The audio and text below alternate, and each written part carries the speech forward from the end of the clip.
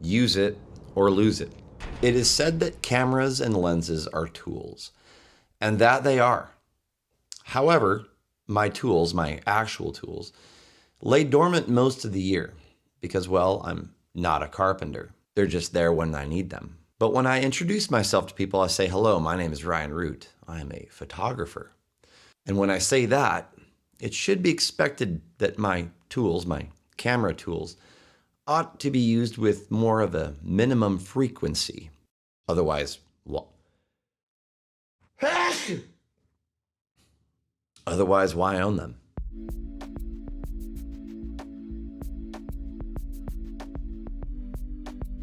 Because otherwise we fall victim to gas.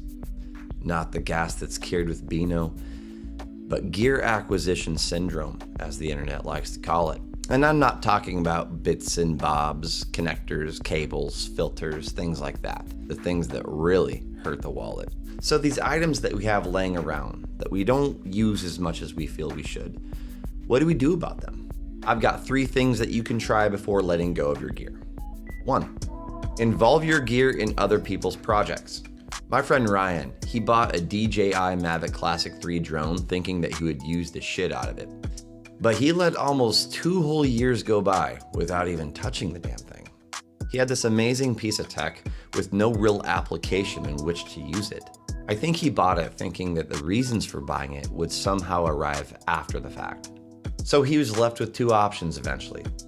Use it or lose it.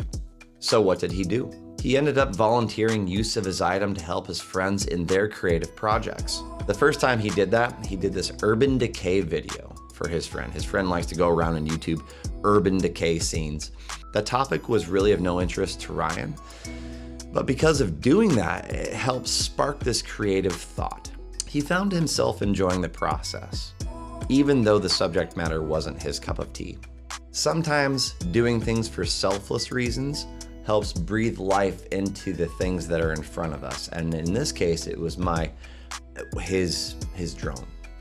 And that leads me to my second thing you can try out, and that is replicating other people's work. Forget this whole copycat syndrome idea.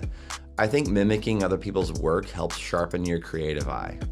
And by doing so, it can help lead to undiscovered interests. Say if you bought a 35mm lens thinking that you just needed a prime in that focal length, but as it turns out, it's just been sitting on a shelf collecting dust for the past year.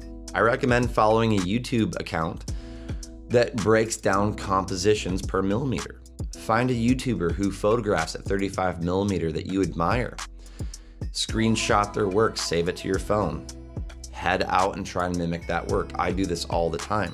It's like a Pokemon hunt, but for art things. Again, I do this often, and I find the process to be confidence inspiring because there's a certain amount of problem solving that you have to do out in the field to acquire and mimic these shots to the best of your ability. So instead of thinking of your bought and unused gear as a burden, see it as a little personal trainer. The sponsor of today's video is Melody Music. If you need good royalty-free music for your creative endeavors, try Melody Music. They have a wide variety of music that fits any mood, any tone. The customer service is great. I've been using them for a year and I have nothing but good things to say about Melody Music. Click the link in the description below for a discount off your subscription. The third thing that you could try doing is turning practice into content. Even if you found out that you don't need the gear, turn it into a teaching tool. Document your experience with using the item. Record yourself experimenting with it and post it to Instagram, YouTube, or I guess TikTok.